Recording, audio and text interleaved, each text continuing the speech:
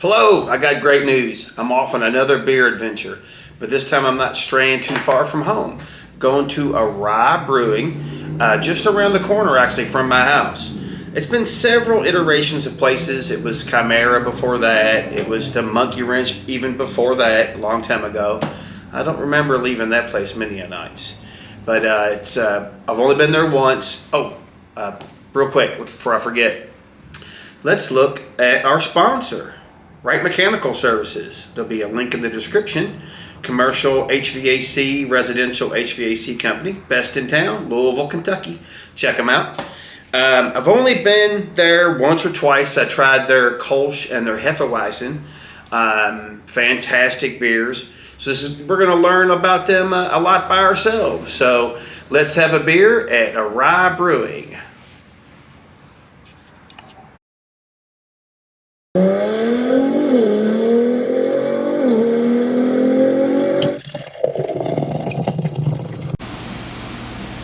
Hey, hello everyone.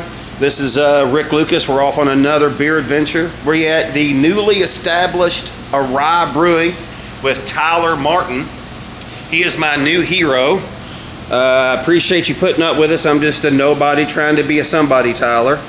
Yeah, I'm here to hang out with a bunch of somebodies. I hear you. So you just got to plug that in right there. Make sure you're centered. I love I don't know, is that velour? That velour couch is fantastic.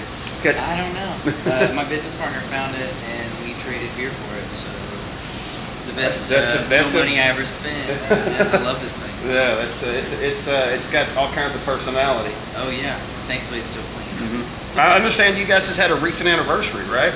So 1 year. So we just turned 1 year old. So on July 14th is technically our anniversary, and we decided, since the 14th was a Sunday, nobody wants to party on a Sunday that hard. Mm-hmm. So we decided on the 13th to have an anniversary party. We threw this big hurrah, and then at midnight we did like a little champagne happy anniversary toast, and then I kicked everybody out. So I thought it was fun. It was a good time. It was definitely one to remember. We broke a sales record. We broke an attendance record. It was overwhelmingly wonderful. Then you broke the record for most people kicked out at the same time. Actually, yeah, I've never had to be like everybody has to go, so fast. Yeah.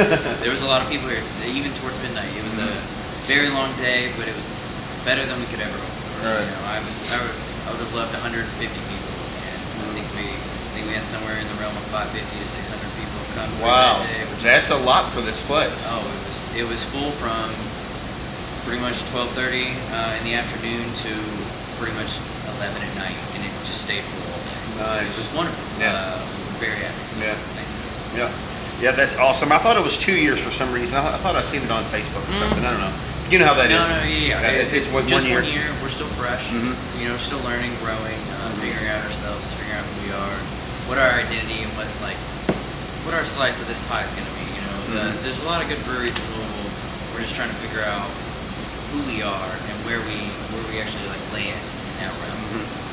That's going to be one of the things I'm going to ask you about here pretty soon. I noticed, I watched the video. I guess it was the Laggers Home Brewing Club. You did a video with, I guess, John and Tom.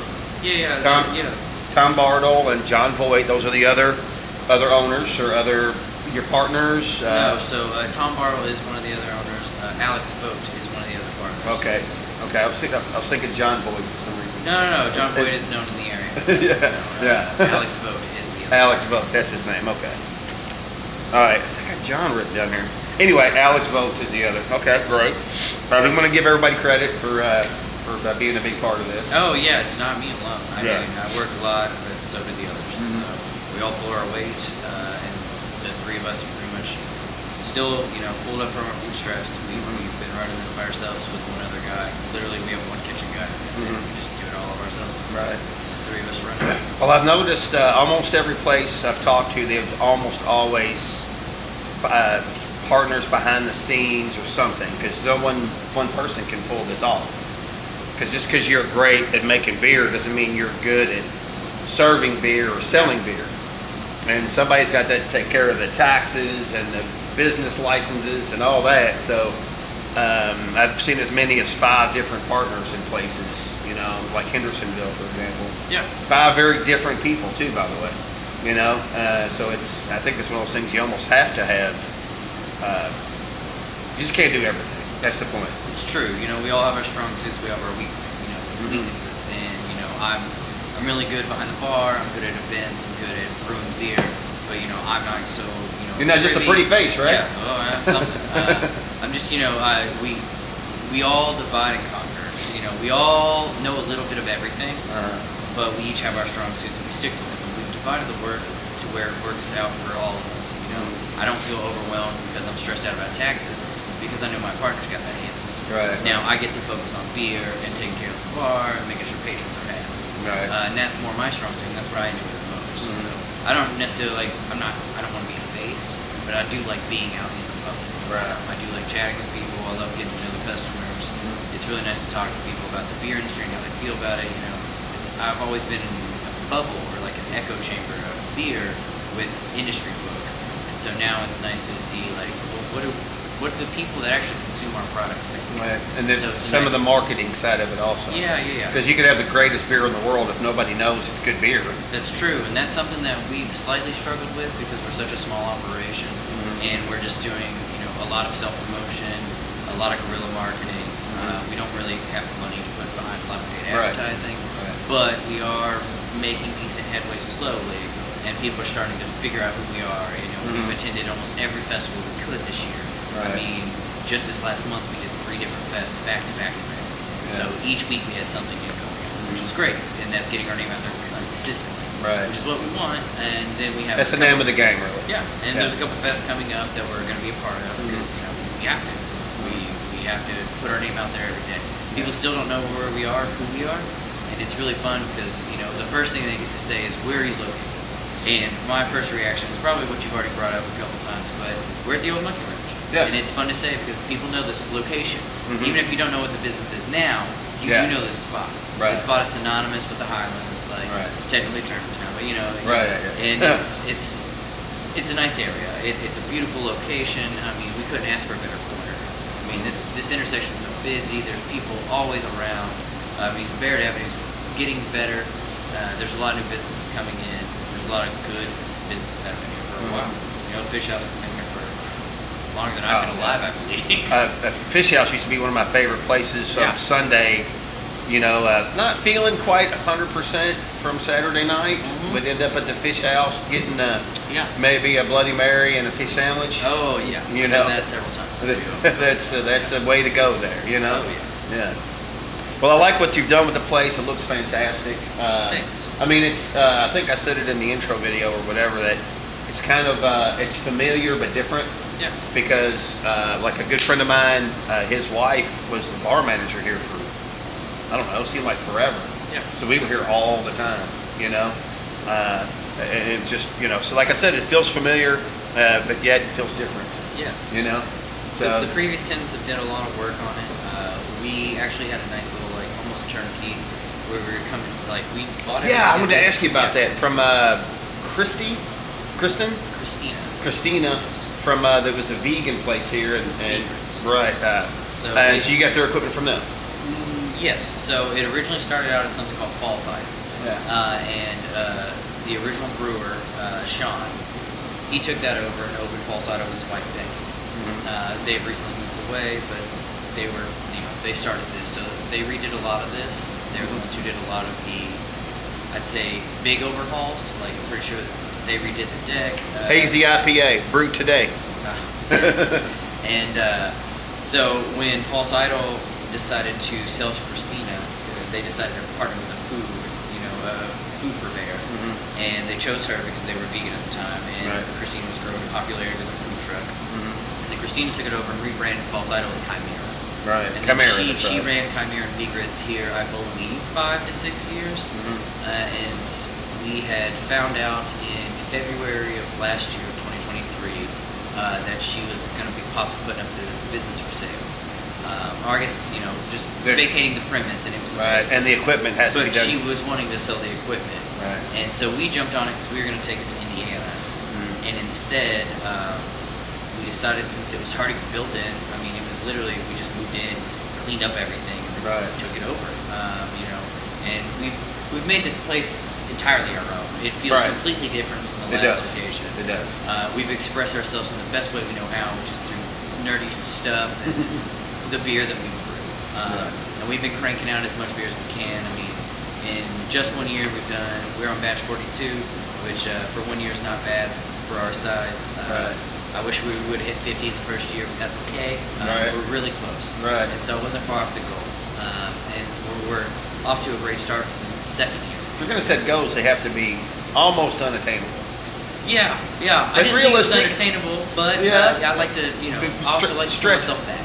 Right. I know my limitations. Right. And also, this, it's a lot to take on. Like I said, there's the three of us, so we're all doing a lot. I brew and work the bar consistently. Right. So it's just a lot of work. But we finally got to follow our dream. Alex and I have been working towards this for a long time, and we're happy to be here. Well, I like the place. I like it's going to bring some new memories. It's got a little bit of the spirit of Monkey Ranch, a little bit of the spirit of Chimera in it. I like that a lot. Yeah. So, and I don't live very far from here, so I could see me being here more often. Yeah. Have some more nights that I don't remember leaving. Well, I'd like you to remember them, but Well, right. I mean, I remember most of the night. I'm not gonna not sell you a beer. Right. No, but yeah. It's been great. I just moved up the road myself just a few months before we bought this place, so it was very serendipitous that I moved down the road and I could just be here at the drop of a dime. Yeah. If the alarm goes off, I'm here. Right. If something has to, a delivery's here, I'm here. It's really nice. Especially, I don't mind that. I don't like mine being almost on call. Because I just... But it's so close. If you had to drive 45 minutes, it would be almost unbearable, or whatever. I mean, sometimes, especially when a serious situation may have happened. But I mean, I can walk here in 5. I can drive here in 2. So it's really nice. I do love this area. It's wonderful. I mean, there's people walking around constantly. I've seen them all day. And if we were open today, I'd hope that some of them would have stopped in. Right. Exactly. Well, I know you guys were talking about something I really did like. I watched on the video that you guys did with the Lagers home brewing. Yeah, lagers, by the way. Lagers. Okay, I'm sorry. No, yeah. I have one of their shirts. I went to some of their meetings. It's hard to get to do everything sometimes in life. But I noticed you guys had said a couple things, and one of the questions that I wanted to ask you from that was what's your biggest challenge been so far? Because I know you had mentioned some of that in that video. I'd like to hear some of that here. Was it finding the location, getting the beers right, or was it just zoning or something? So surprisingly, opening up the spot was a little bit easier than most people had to deal with. This was already an operational brewery. It was already zoned correctly. It was already a restaurant. I mean, essentially all we had to do was reapply for things. Right. Change the name. That's it. And new logos. So it wasn't easy. Right. But it was easier than some other obstacles. I'd say the biggest obstacle that we've had within this past year is notoriety. Really? Honestly, just letting people know we're here and informing name them recognition of where we are. Branding. We kind of opened up so quickly that it caught a lot of people by surprise. A lot of people can't pronounce our name right, but that's fine. That I'm not so worried about. I find it funny. Yeah. But at the same time, it's letting people know that we are here because Chimera closed in February and we opened in July. That's a super short amount of time between one establishment and another. Yeah. Especially with almost no marketing dollars behind it. Right. The adjusting to my original job to coming to a smaller system was a little bit of a hurdle for me personally. Because as a brewer who was working on a much larger scale and more precise schedule, going to the on the whim brewing when I need to, and being complete creative control was new. I'd always stuck to a production standard, so that was a personal hurdle. Well, you had somebody that kind of set the schedule for you, and you just...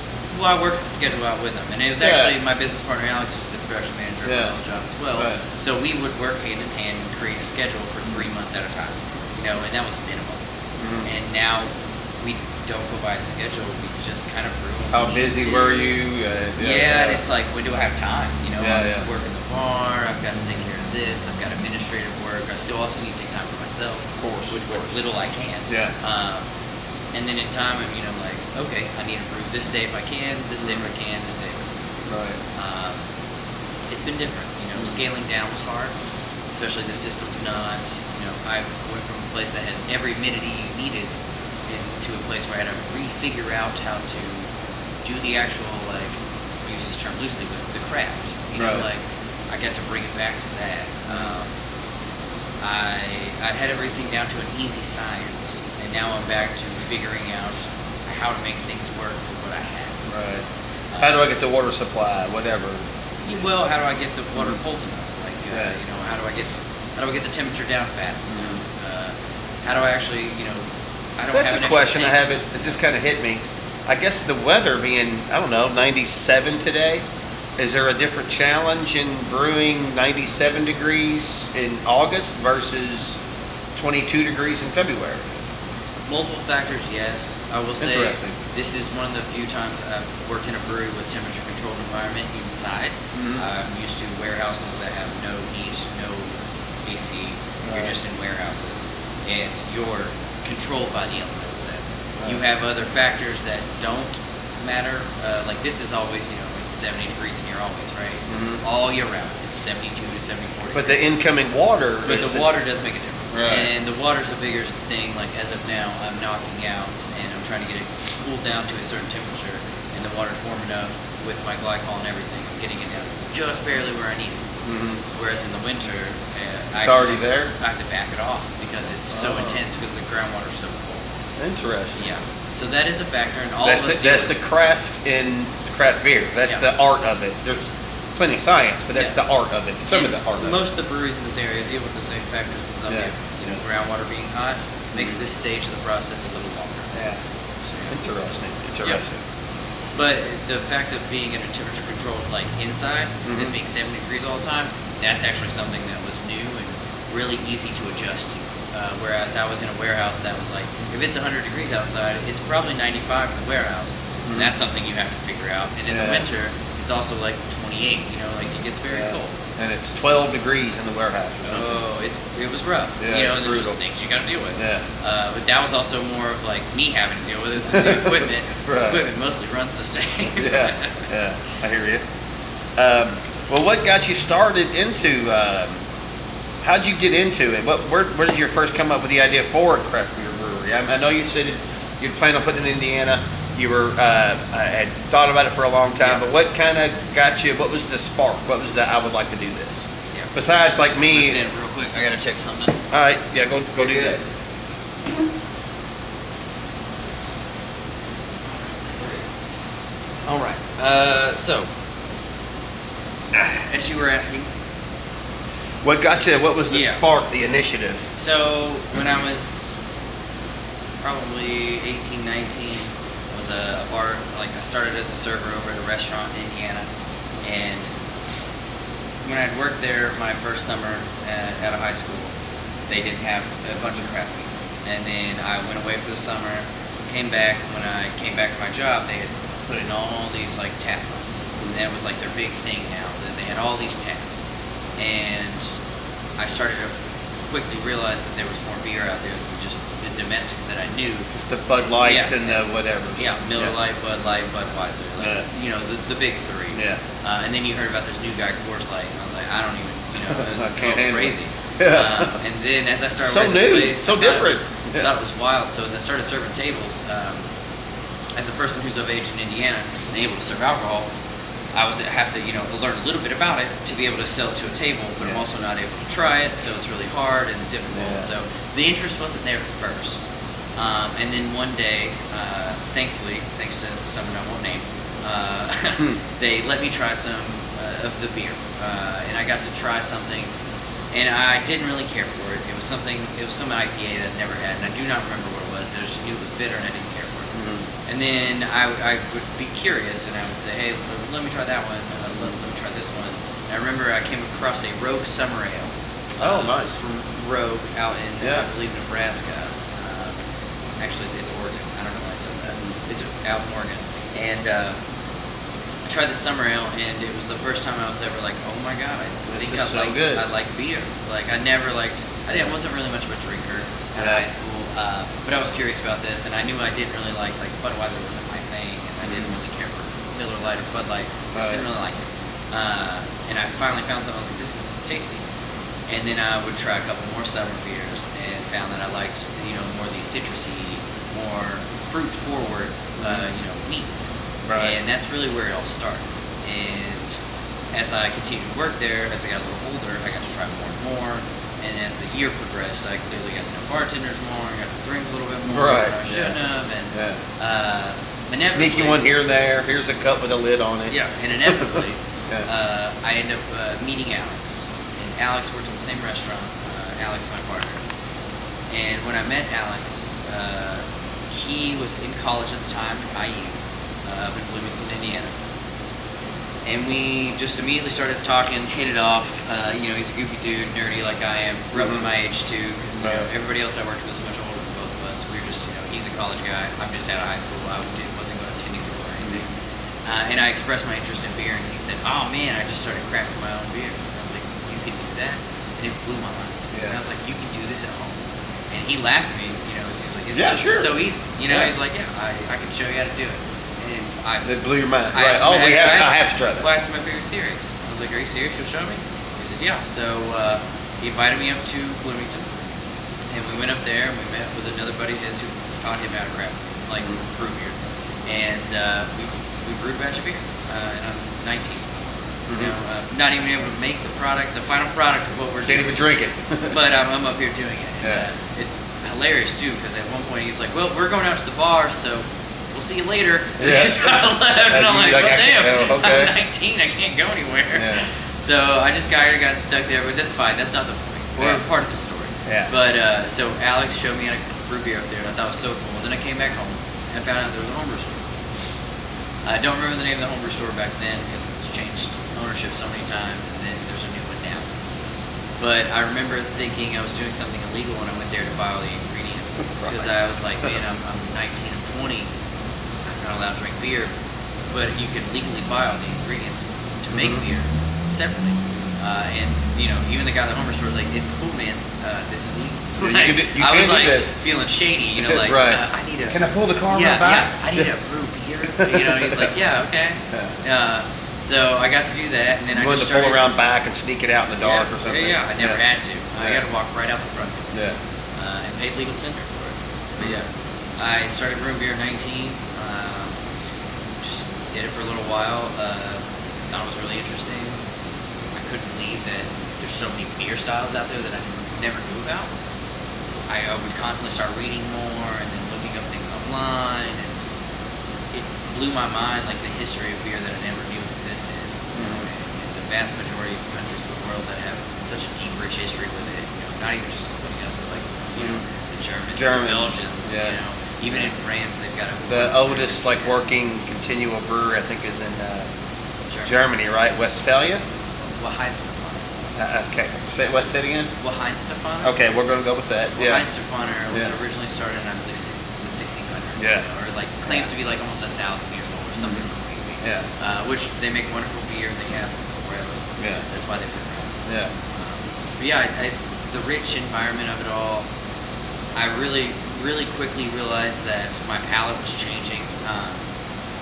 And I went from liking the more citrusy, fruit-forward things to trying the more maltier beverages. So I tended towards sweeter things, as the maltose sugar is going to be a little bit sweeter than your more drier pilsners, or even IPAs that sometimes tend to be dry or bitter. Yeah. And I really liked those, so I really quickly got into oddly enough, barley wines and porters. I really enjoyed it. You were going all over the place. I was, and then I went through my bitter phase, and I started drinking. It burned my tongue. I wanted it. Yeah.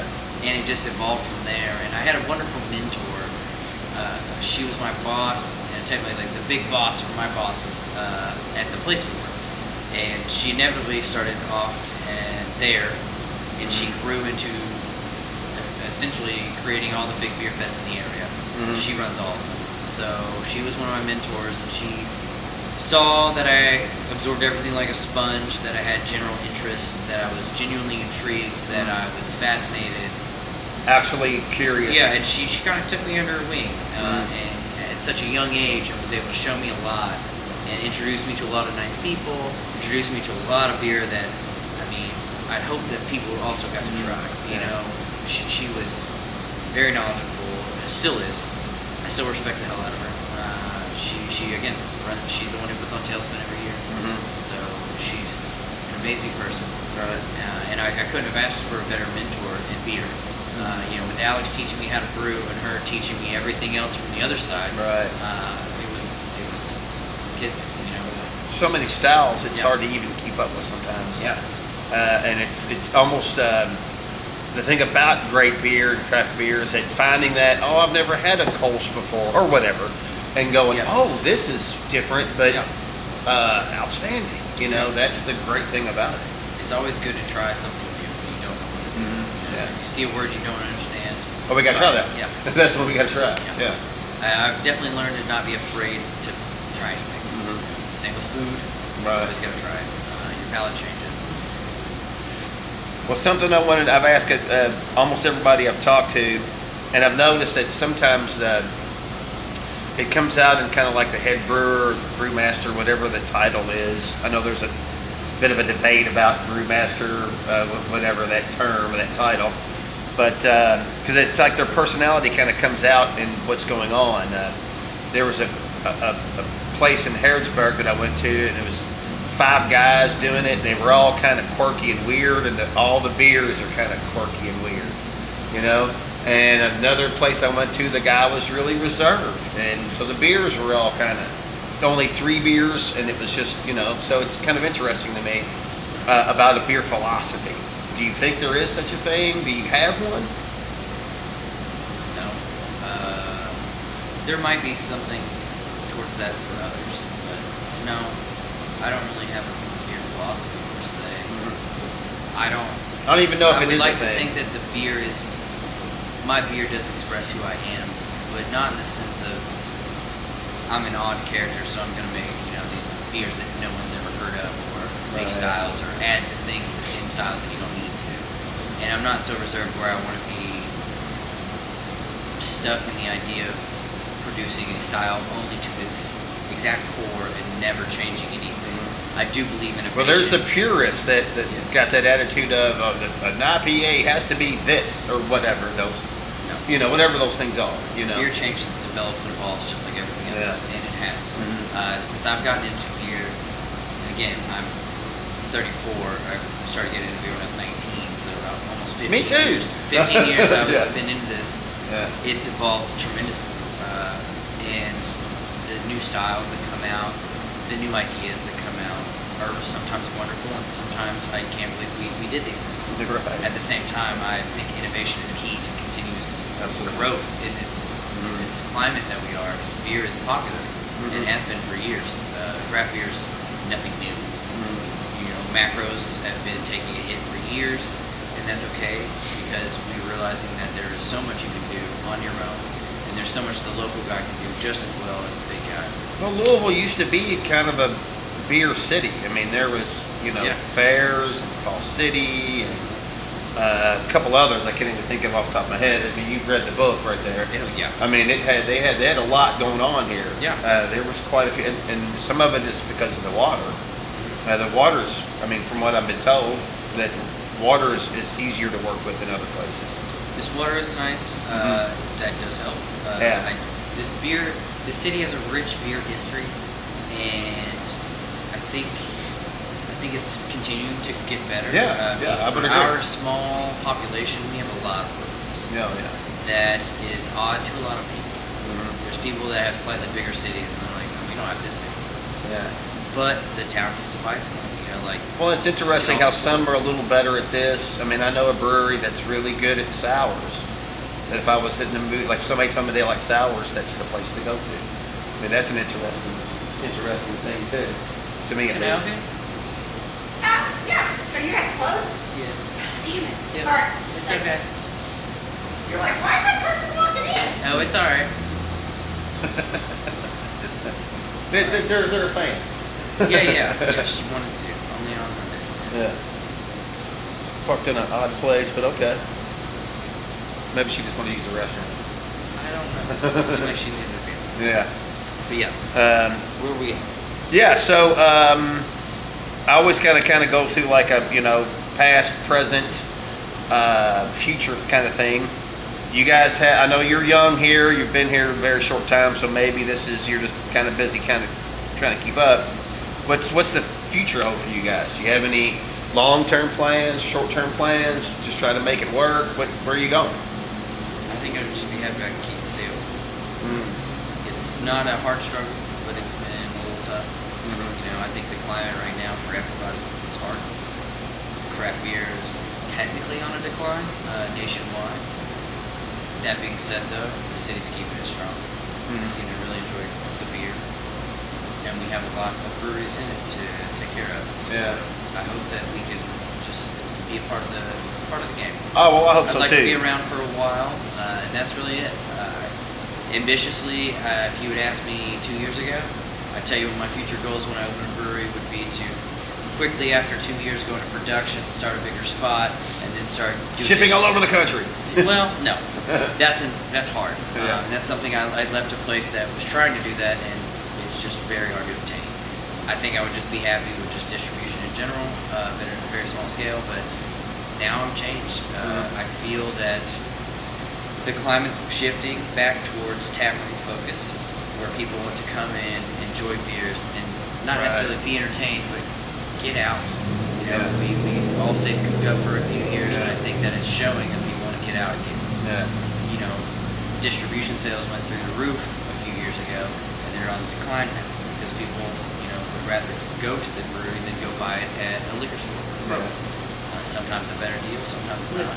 There's nothing wrong with drinking at home, but there's nothing. Not at all. But there's when you something can go to to be the said. tap room and get it yourself. Yeah, and you want to hang out and there's there, people get a beer, there, and take maybe a little music, a little conversation, a chicken sandwich or whatever. Whatever your thing is. I mean, that's why would you not want to get out of the house on the occasion? It seems like the taproom focused stuff is growing. I mean, we don't distribute at all. We sell to no bars. We sell to no other places. We don't can unless we do a collab with a place that does can and have it available. And we're still here. I mean, you can only get our beer here. Right. So people keep coming here for a reason. So I would like that to just keep up. And inevitably, I would like to stop working by. But I just want to focus on beer. Yeah, one thing at a time. I really like making beer. That's all I want to do. So that's all right. He's a dreamer. Yeah, nothing wrong with that. But a dreamer. Yeah. Can you add some? Tell me something about beer that maybe we don't know. Something, some detail that maybe your average knucklehead like me might not know. Temperature control is one of the most important parts of beer. Temperature control is the thing. That's why home brewing gets so hard. You can't control the temperature the same way. Interesting. I promise you that all the beer that I made at home that I thought was good, I now know it's not. Right. And that's okay. Right. And all the people that told me it was great, I support them and love that they told me that. But I know it was like, that was the best I could make for what I had. Right. But once I started to learn how to actually make beer in a more professional manner, temperature is key. And that's very important. I'll be giving a talk about temperature to the Loggers Club in about 2 weeks. Something very important that I would like. I'll do my best to try to be there for that. That could be fun. Maybe do a video. That could be fun too. So, what would you say is maybe your biggest mistake you've made So far? Yeah. Opening a brewery. No, I'm just What's an old saying about how do you make $1 million? How you make $1 million with making beer? Spend $2 million. Yeah, it's actually very accurate. I think my only mistake I've made is. It's a good question. Clearly, I could just name off a plethora of tiny little things, but like one big one that I. Well, I just found out that there's some hot pipes back there, and I backed into a hot pipe, so that was a mistake that I made. I'm sure you've tried down that once or twice. I've done that everywhere. That's not the first time I've done it here or there. I think the biggest mistake right now I've made is not putting in enough effort at the very beginning. Wow, interesting. Yeah. We hired a bunch of people in the beginning to do certain jobs, and I think that I should have taken on those roles earlier on. Interesting. So I think that was it. We tried to start out with the idea that we would have a larger staff. Delegate all the authority. Yeah, well, not all of it, but a large Right. portion. And Right. I think I should have taken over certain aspects of certain parts of the company sooner. Right. I'd say that's probably it. You know, Well, now you may struggle with the actual getting farther down the road, actually letting go of it. Now that you've, I think that'll be all right. Uh, I'm not a control freak, but I would like to say I do have a very good grasp on what needs to happen day to day. What needs to be brewed. Constantly coming up with new beer ideas, which is really fun. Talking to collabs with other companies, working towards that. I just would like to focus on more of that aspect of the company than anything else. But all of it is what I'm here for. So I've seen you say something on that other video about experimenting. Are you guys still experimenting? Are you still kind of experimenting with your process, or do you feel like you got it done? Got it down? Consistently experimenting. You never get the process down perfect. Even when you think you do, something always goes wrong. That's why our name is so fitting. Something went awry. Something always does. Yeah. It always goes awry. And even in a more professional manner, even at a bigger company I worked at where it was a more professional company, things always go wrong. Yeah. Something always happens. Something always happens. Yeah. It's not that bad. Yeah. Yeah. All right. But do you have any details or anything you'd like to add? Upcoming events? Do you have a story about the time the other owner fell through the roof? I don't know. No, not right now. No. I mean, honestly, we were so overwhelmed in July, we haven't really talked about events, but we're going to be talking about that tomorrow or maybe the day after, talk about what's coming up in the next month or two. As of now, I'm just catching up from the anniversary. That was so overwhelming. I don't think I ever fully recovered. And that was almost a month ago. That was almost a month ago. I'm just trying to play catch up with beer and make sure everything's just running. Right. So as of now, the only details I have is just come in, keep enjoying it. Keep it going? Yeah. Excellent. That's what I'm Excellent. doing. Right. No, well, man, I appreciate you giving me your time. It's been fun. I love the place. It looks fantastic. Anything, unless there's nothing else you want to add, I'm going to end it here. No, I mean, no, I'm good. No. Thank you. Appreciate your time. No, thank you, man. You've been great.